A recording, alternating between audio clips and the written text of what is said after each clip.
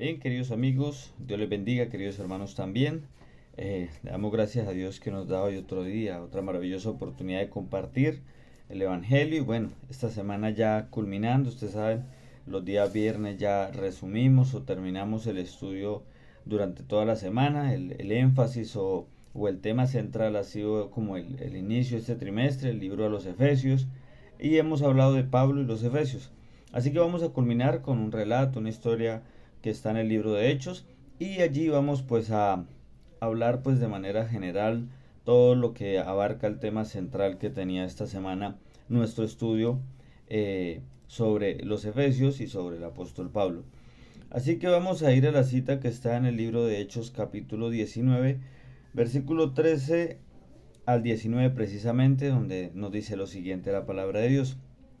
Algunos exorcistas judíos ambulantes intentaron invocar el nombre del Señor Jesús sobre los que tenían malos espíritus. Decían, os conjuro por Jesús el que predica Pablo.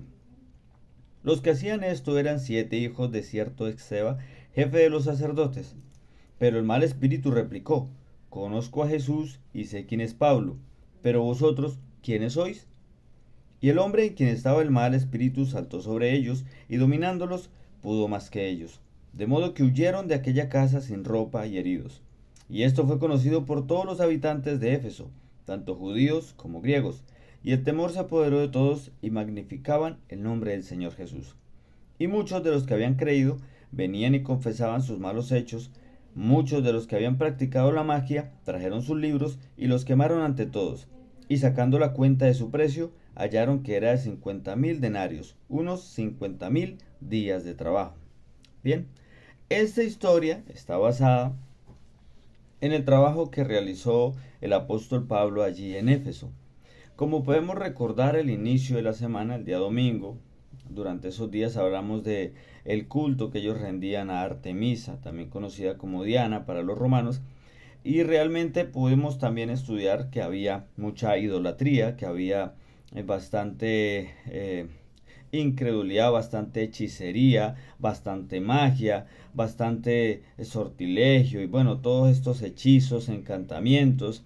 Entonces, el mensaje central que nos traía esta semana, la lección era el entender a lo que se enfrentaba Pablo. Pablo tenía la tarea de mostrar la verdad y de enseñarles que estaban equivocados. Y allí vemos una experiencia sobrenatural, ¿sí? Porque muchos, en ese momento que fue pues al aire libre, cuenta pues este relato, vieron a aquellos exorcistas, llamados exorcistas, que trataron de usar el nombre de Jesús para sacar estos demonios. Y vemos algo interesante allí, es donde se ve el poder a favor del apóstol Pablo y del verdadero evangelio. ¿Sí? Primero el espíritu, el demonio dice que, el espíritu del demonio dice, conozco a Jesús y también sé quién es Pablo, pero ustedes quiénes son. En la Biblia también relata que los demonios también creen, pero aparte tiemblan. Entonces, allí se vio algo sobrenatural, perdón, y ellos, la gente que observaba, que creía precisamente en todos estos hechizos, que creía en toda esta clase de encantamientos, y que también disfrazaban a veces las cosas porque ellos las estaban disfrazando, estaban hablando en el nombre de Jesús. Pero el demonio les dice, no, ustedes no, ustedes no predican la verdad. Y los ataca. Y dice que los envía casi semidesnudos. O sea, y entonces allí también vemos que muchos de los que creían esta filosofía, los que vivían de esta manera, deciden llevar y vender sus libros. Quiere decir que eso hacía parte de una manera cultural. O sea, esto era algo que impactaba a todas las familias, que hacía parte como de la tradición. Cuando el apóstol Pablo llegó con el evangelio verdadero, sucedió este evento, sucedió este caso. Y entonces muchos creyeron y muchos dijeron, no, estamos en el error, esto no está con lo que Dios quiere para nosotros, para nuestras vidas.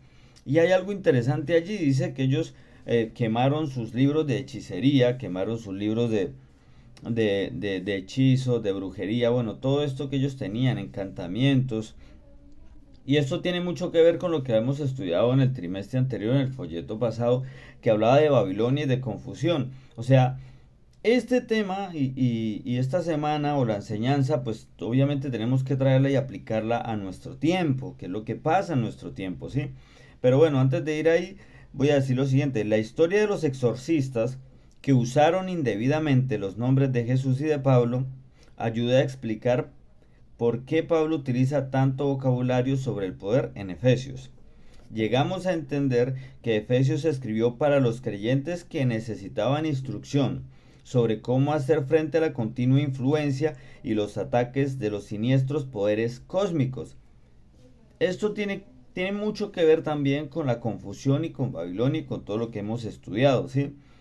Porque realmente hay una influencia demoníaca que día tras día nos ataca, porque la Biblia enseña que el enemigo anda como león rugiente buscando a quien devorar. Quiere decir que usa estrategias, usa engaños, y a veces pasa como los exorcistas, usan el nombre de Jesús indebidamente, y las personas a veces tienden a creer que esa es la realidad y que realmente estamos haciendo las cosas bien, pero cuando allí, retornando a la historia, ellos ven lo que sucede y se desenmascara el mal, entienden que realmente no era como ellos creían.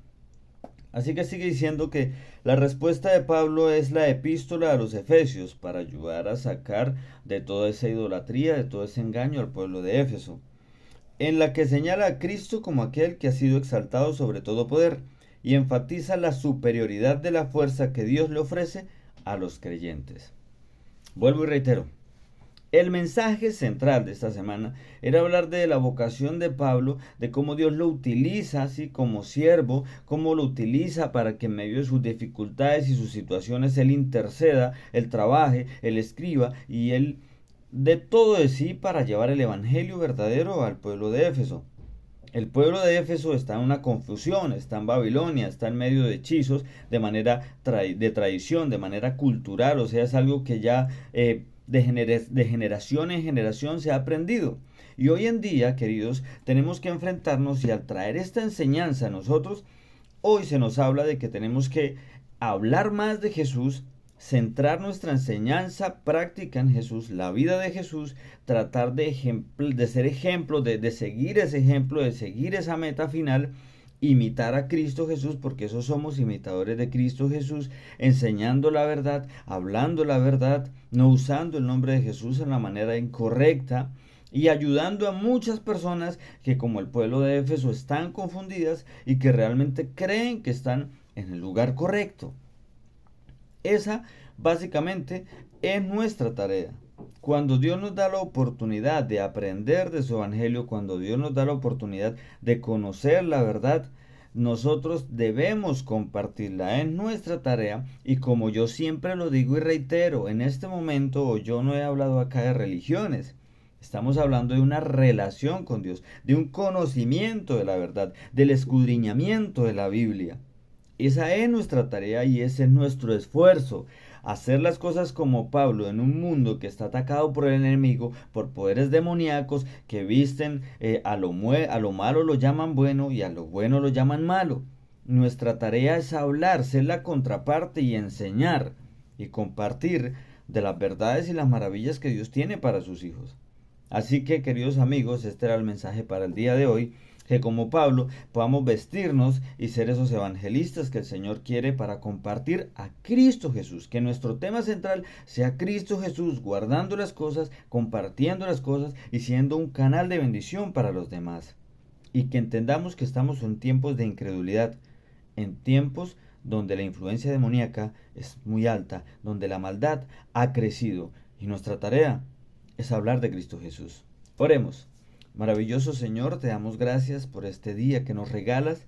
De manera especial nos entregamos a ti para que seas tú, Señor, bendiciendo nuestra vida y ayudándonos a crecer espiritualmente y ayudándonos también a cumplir nuestros sueños de acuerdo a lo que tú quieres para nosotros. Te damos gracias, Señor, en el nombre de tu Hijo amado Cristo Jesús. Amén. Bien, amigos y hermanos, como siempre, que Dios me los bendiga enormemente.